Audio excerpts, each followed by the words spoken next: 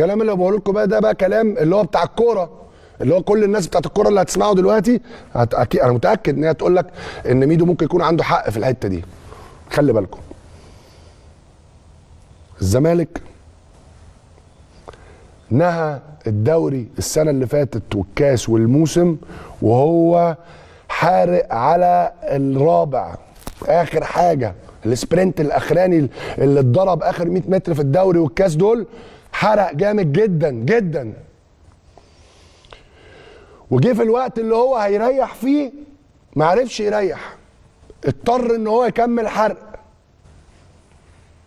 ماتش الهلال في بطوله دور ال 64 في افريقيا شغال حارق، فابتدت ان الدنيا يحصل له بعض من الانهيار البدني، واحنا ده كنا متوقعينه خاصه في بدايه الموسم. الناحيه الثانيه النادي الاهلي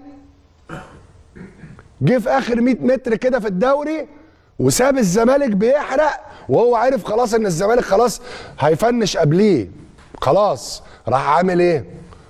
راح ممور كده ومريح بقى الموتور، ريح اللعيبه الكبار بقى، روحوا ريحوا انسجموا اشتغلوا وريح، وراح مفنش الدوري كويس قوي، ما كانش عنده دور 64، خد راحته، الدنيا تمام.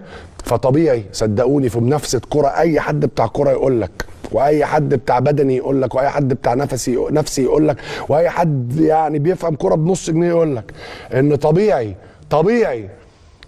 جدا في الموقف اللي انا بقول لكم عليه ده ان الاهلي يبدا الدوري كده او الموسم والزمالك التيك اوف بتاعته تتاخر شويه. طبيعي اللعيبه دي بقى لما ترجع لك ابراهيم انداي، دونجا، التوليفه هتتعمل صح في نص الملعب، الناس اللي قدامها هتتثبت اوتوماتيك، لما اللعيبه تبقى جاهزه هتلاقوا الراجل فيريرا ده ما بيألفش، هتلاقيه ان هو خلاص هيبتدي هو حصل له مشاكل، المشاكل دي خلته ان هو بيحاول يحل، نتفق او نختلف لكن هو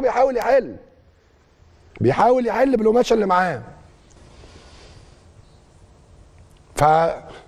ده هو الواقع جوه نادي الزمالك، ده الواقع جوه نادي الزمالك، واتمنى ان الجمهور يوصلوا الفيديو ده والناس تتفرج عليه، ما تخلوش حد يهول لكم الموقف اللي جوه نادي الزمالك. يا نهار ابيض الزمالك بينهار خلاص، احنا عارفين هم بعد سنتين السنه الثالثه بننهار.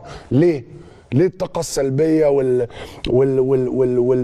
اللي انتوا بتوزعوها كده ببلاش على النادي؟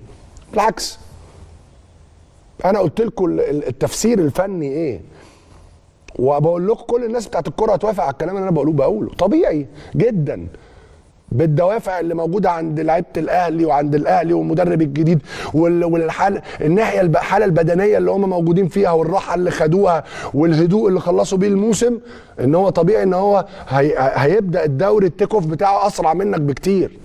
طبيعي. كالمه اهدوا، الناس لازم تهدى، ما يبقاش الحرق كده على الراجل المدرب وعلى القصه، بالراحه. ما ينفعش ان الراجل يبقى عبقري من شهرين ثلاثه والنهارده بقول ان هو راجل عنده الزهايمر ومش مركز.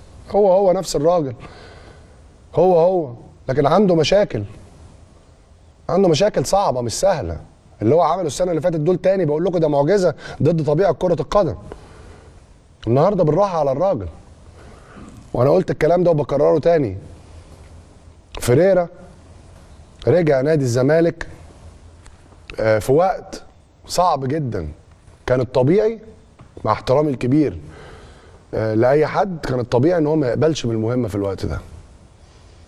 افتكروا كويس التوقيت اللي الراجل قبل بيه المهمه. اي مدرب تاني يقول لك لا انا مش هوهش، خلاص اللي انا صنعته، انا عملت تاريخ في النادي، كسبت دوري وكاس وسوبر وبتاع، انا ارجع تاني ده ريسك كبير بتاع، وراجل مش صغير راجل كبير.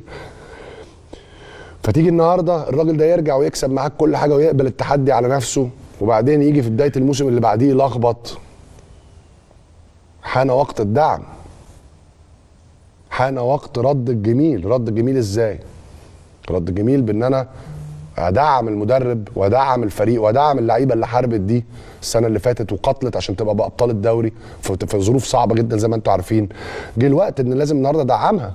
بدل ما الصفحات النهارده شغاله على اوباما وعلى عبد الله جمعه وعلى محمود علاء قبليه وعلى شويه اشتغلوا على حسام عبد المجيد ان هو في الاول ان هو راجل ما يصلحش، واشتغلوا على سيد نيمار ان سيد نيمار كذا، واشتغلوا على فيريرا. لا، دلوقتي جه وقت ان الجمهور الواعي بتاع نادي الزمالك يوقف الناس دي عند حدها.